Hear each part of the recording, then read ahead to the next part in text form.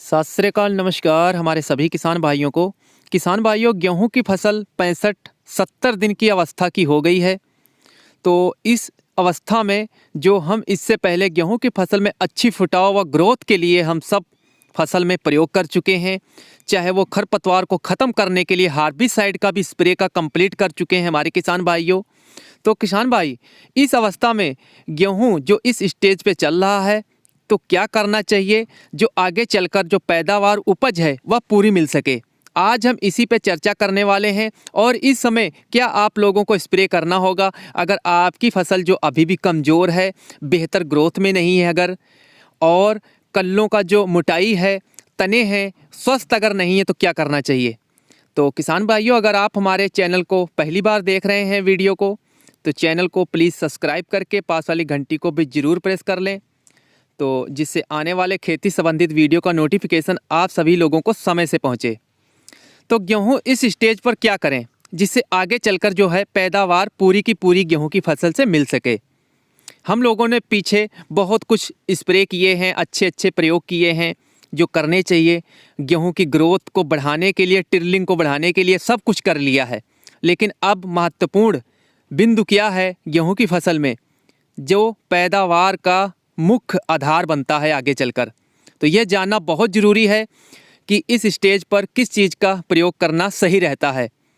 और गेहूं की फसल में पौधों के तने जो हैं, बगल वाले तने देखेंगे किसान भाइयों आप, जो पौधे होते हैं, जो साइड की जो तने होते हैं और जिनको हम स्टेम बोलते हैं, देखेंगे छोटे रह जाते हैं। कुछ तने जो हैं वो लंबे बड़े हो जाते हैं पौधों के।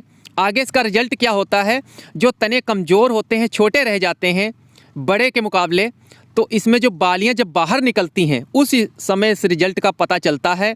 साइज छोटा रहता है बालियों का, और दाने भी कमज़ोर व दानों की संख्या बहुत कम रहती है उस बाल के अंदर। फसल की टिर्लिंग को हम काफ़ी अच्छे से हम लोगों ने बढ़ा दिया है, लेकिन जो शाखाएं छोटी रह गई हैं तो उनको बढ़ाना ज़रूरी है इस बिंदु पर, क्योंकि यानी सभी शाखाओं की लंबाई एक बराबर कर लें। यह समस्या तब आती है जब किसान भाइयों हमारी गेहूं की फसल में सूरज की रोशनी पूरे पौधों पर नहीं पहुंच पाती है, जिसको हम प्रकाश संश्लेषण की प्रक्रिया बोलते हैं। उस स्थिति में जो तने हैं, कुछ पौधों के तने छोटे रह जाते हैं और कुछ की बढ़वार अच्छी हो जाती है। जो बढ़वार अच्छी हो जाती है, स्वस्थ होती है, उसमें बाल का साइज मोटा होता है, दानों की संख्या मोटी होती है, दाने अधिक संख्या में होते हैं। इसका कारण कुछ साइडों वाले तने जो हैं छोटे रह जाते हैं। तो फसल में जितना फुटाव कंप्लीट करना था वह तो किसान भाइयों हम लोग कर चुके हैं। इसके बाद फुटाव नहीं होगा। अभी समय जो हमको स्प्रे करनी है वह इस चीज़ की करनी है, नोट कर सकते हैं किसान भाइयों, NPK, जिसमें तीनों तत्व बराबर मात्रा में होते हैं, जैसे फास्फोरस, नाइट्रोजन और पोटास, जिसको हम 19-19 NPK के नाम से बोलते हैं। वैसे तो मार्केट में 18-18-18 भी आता है, 20-20-20 NPK भी आता है। तो आपको एक लेना है 19-19-19 NPK। मात्रा जो रहेगी 2 किलोग्राम प्रति एकड़, और 100 लीटर पानी में घोल बना के 1 एकड़ में स्प्रे करनी होगी। और जो किसान भाइयों एक बात नोट करें, अभी गेहूं की फसल में किसान भाइयों जैसे 13-045, 00-52-34 जो आता है, और 00-50, ये जो NPK हैं इनकी अभी ज़रूरत नहीं है किसान भाइयों। अभी आप लोगों को फास्फोरस जो है पौधों की जड़ों को डेवलप होगी, और जो साइड वाले पौधों के शाखाएं हैं, तने हैं, जो वह पूरी तरह से स्वस्थ होंगे और उनकी हाइट भी बढ़ना शुरू हो जाएगी।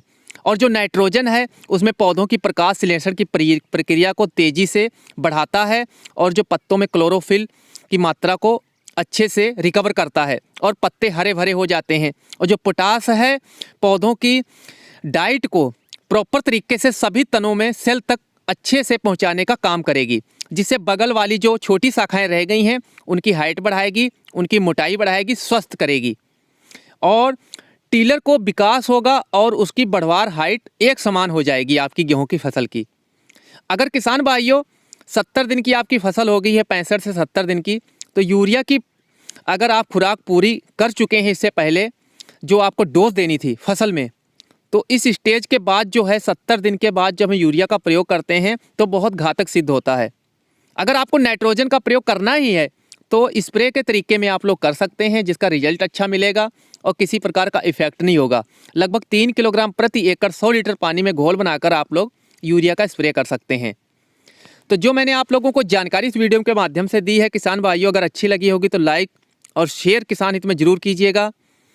अगली जानकारी के साथ बहुत जल्द हम इस चैनल पर आप लोगों से फिर मिलेंगे। तब तक हमारे किसान भाइयों को धन्यवाद। जय हिंद।